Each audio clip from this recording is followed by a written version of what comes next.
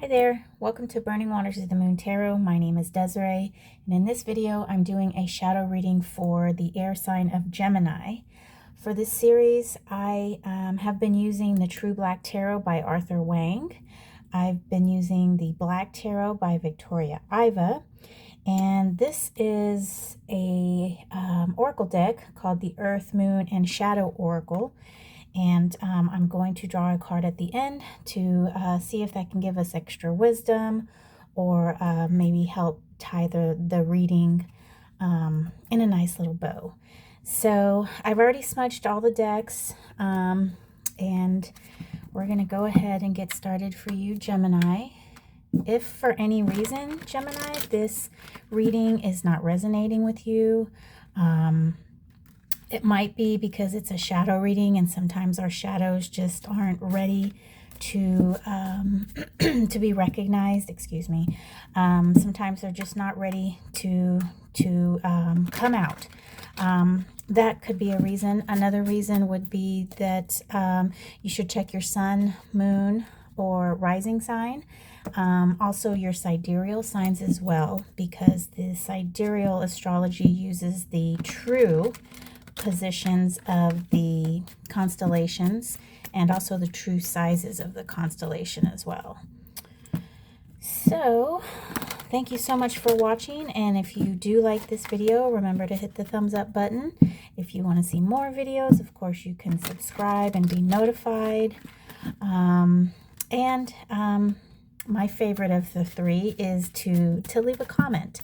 I'd like feedback, just to let me know how you guys are doing, if this is resonating with you, if you have any extra questions or have need some help in any kind of way. I've been working with my shadow for probably about 7 years, and I think we kind of work with it unconsciously. You know, we kind of know that there's an issue in an unconscious level, but actively working with the shadow probably, you know, between 5 to 7 years, I would say. So and I still work with my shadow. You know, the work is never done, and I think once that happens, we're ready to move on to another plane. Okay, Gemini, let's see what the cards have for you. The Fool in reverse, Major Arcana. And then we've got the Two of Pentacles in reverse, Earth energy. And the Seven of Swords. Is that right? I'm going to check the guidebook on that just to make sure. Sometimes it's hard to see. Yes, because I just opened to the Seven of Wands, and that's not the Wands. So yes, Seven of Swords in reverse. This is air energy. All of our cards are in reverse up here. The Fool is a card of exploration, new horizons. It speaks of a younger being, a younger type energy. It's that energy that hasn't been quite jaded yet by the responsibilities of being an adult and knowing and being experienced. So you kind of have like a childlike view of things.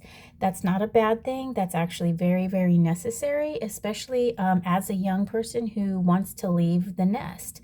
You kind of have to have, you do have to have that desire to want to explore, to try new things, to get you pushed out of the nest. Otherwise, if you knew what the world was like, you would just be like, okay, I'm going to stay home, let my parents pay my bills, you know, I can keep my room cleaned. But we have to have this young type energy that wants to explore new horizons, that wants to think of new ideas. And with it being and this is also an air card, Gemini. It's this card is ruled by Uranus, and and with it being in reverse, I kind of feel like perhaps you're a bit hesitant on something, especially next to this Two of Pentacles and being in reverse. You know, the twos are like two things, and this card is showing that there's a weighing, you know, kind of a balance, you know, yes, no, maybe, I'm not sure. And so I kind of feel like you're just really unsure of something in a way that brings you kind of some trepidation. And here with this Seven of Swords card, this card is about deception, you know. Something is not quite as it seems. It's not sitting right in your head. You kind of have this intuition that it's not right. Something is just amiss. And we're going to go ahead and pull some clarifier cards from the Black Tarot. That just dunked down. These cards generally shuffle really well. There we go. Just got to get into the swing of things. Also, too, I'm standing up here behind the camera. I work on my windowsill, and the angle of shuffling these cards is something to get used to, for sure. Usually, you know, when you read cards, you're sitting, but my current situation doesn't allow me table space where I can have some nice quiet read time. So I use my windowsill in my bedroom. Okay. Let me do the knock. Just going to skip that. That's not what is warranted, and neither is skipping the splitting. Okay, and then after all the splits, oh, okay. How many cards flipped over? Just this one. So we've got a Three of Wands. So this is fire energy. And the three is good. It's creation. It's one and two coming together, and it's creating a whole different type of energies, a synergy between the two that came together. And the three is that new, that brand new and improved energy. And this is of fire. Then we have the Page of Spheres. Okay, all pages are earth, and because he's in the suit of spheres, aka Pentacles, he is earth of earth. And then we have another major arcana, the Chariot card in reverse. And this card speaks of harnessing two different types of energies, kind of what we have here. You know, we're putting two fire energies together to make this new and improved type energy. And it's also about forward movement, achievement, you know, harnessing those two energies, getting them to work together in a synergistic manner so that you can accomplish your goal. You can accomplish that task that you've set out to do. And with this card being in reverse, it kind of coincides with my initial feeling about this kind of being, you being hesitant about a decision, about something that's going on in your physical life here. Also with the Page of Spheres, he is in the physical life, he is of earth of earth, and you know, he's here as well. And he talks about that exploration, getting out there and understanding the world around him. He's an apprentice type energy where he wants to build, just like the King of Pentacles, you know. He's real hands-on and very involved in his environment, and very involved in learning how to properly construct the environment that works for him. So I do see some wanting of action on your part. I see that you kind of have a plan set, right? And you're ready to get moving on it. Something is definitely holding you back. With the Chariot, we would have liked to have seen this, you know, upright, you know, in that your movement is forward, but with it being in reverse, your movement might be halted. You're hesitant, and you just don't want to get started. And it could be that you have that inkling, that intuition, that thought, maybe even you just using your intellect to kind of discern that the situation is not quite what it should be. So we're going to get a read here on this Two of Pentacles in reverse, Gemini.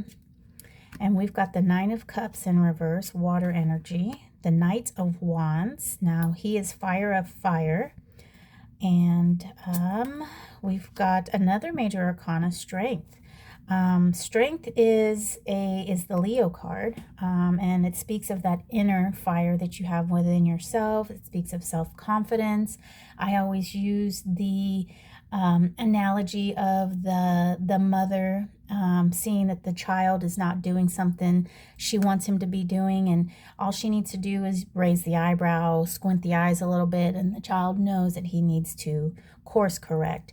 And that's the type of energy that the Strength card is. It's not, it's that inner strength that resides within us, that you know, that type of person that comes into the room and you can just feel their presence there, you know. That's what this card is about. So I do see that because you might be using your intuition, your intelligence, to see that something's not quite right. I do see that this you're hold on. Let's read on this before I need to get the clearer picture. And then let's talk about the Knight of Wands too. So he's action. All the knights are action cards. You know, they're that get up and go type thing and get things done. And the Knight of Wands, you know, he can be a little impulsive, but he's fiery in his actions, and he sets his course, and he's going to complete the task that he's set out to do. Now, with the Nine of Cups here being in reverse and being water, the Nine of Cups speaks of that contentment that we have. That's kind of a little more than satisfaction, because it's a little more on the watery side. It's contentment. It's just being like everything is good, and I'm it's a little less than happy, I would say, but it's that content. You know, you're not sad, you're not happy, you're just like, it's good. You know, I could live like this. You know, not even thinking about whether or not it's better or worse. Just this is fine. And with it being in reverse, I do feel like there is some feeling on your part where you feel that there is something more out there, that this is not the end all be all. And so, you know, overall, I feel like this is a very good reading for you. While you might be kind of hesitant and caught up, that's not necessarily a bad thing because of what we have here. And if there is something that just doesn't seem right with you, you shouldn't, you know, jump all in, you know, like a baby, and just be like, oh, okay, let's just walk off this cliff. You know, that looks nice down there. So this is not necessarily a bad thing, even with all this being in reverse. So let's get a read on this Seven of Swords in reverse for you. So we've got the Four of Spheres, Earth, the Ace of Spheres, Earth, and the Queen of Spheres. Okay, so the Ace and the Four are in reverse, and then we've got the Queen of Spheres. And she is water of earth. Okay, so she's very in tune with her environment. She's in tune with nature, but more so I'm gonna say environment. Okay, it's just she's more in tune with her environment, whether that is nature, whether that's the home, whether that's the workplace. She is very intuitive, and she's All queens are intuitive, but she also, because she's in tune with her environment, she's very empathic. She's very understanding on what's going on with those around her and in her environment. And if she needs to, she can kind of do things to, she can use her hand to manipulate the physicality into making it better. Then we have the Ace of Spheres in reverse and the Four of Spheres in reverse. So these two cards, we'll talk about the four first. So the four is usually about kind of like hoarding mentality, right? Not wanting to share what you have. Just kind of like that miser that just doesn't want people to know what he has and not wanting to share. And then also with the Ace of Spheres in reverse, there is like a lack or maybe the misuse of resources, and so what I'm seeing here is that perhaps what's going on with you, Gemini, is that these three here are kind of talking to one another. This decision that you have to make, it's not quite sitting right with you, and you're going to have to use the power of the Queen to bring harmony back into it, bring it back into alignment. And I'm seeing that it's going to take some inner strength within yourself to get that confidence, to know that the way that you're thinking, the way that you're looking at this, that is correct. And that's probably what your trepidation here is that you don't quite believe in yourself, but you're going to have to call on this strength card. And as far as this being part of your shadow reading, I think you need to understand why it is that you're so hesitant and putting in, quote unquote, your expertise or your opinion, if we don't want to call it expertise. What is holding you back? Why do you feel you cannot express yourself? Do you feel maybe it's because you don't want to go against the grain? You don't want to, what does that, make waves? You don't, you just kind of always go with the flow. Why is that? It might have something to do with the past, perhaps that you were taught that, your opinion doesn't matter. Perhaps you were taught that you don't know anything. I mean, the list is endless, but go deep inside and do a little soul searching. One of these cards is called Inviting Your Shadow to Tea, and basically that is creating a dialogue with the self and understanding the shadow. Why did the shadow get here? Where did you come from? What part of your experience created this shadow? And once you figure that out, your path is going to be lit up, and you'll be able to start recognizing when this shadow pops up. And then when you recognize it, you'll magically kind of know instinctually what to do, because you already kind of instinctually know that something's not quite right.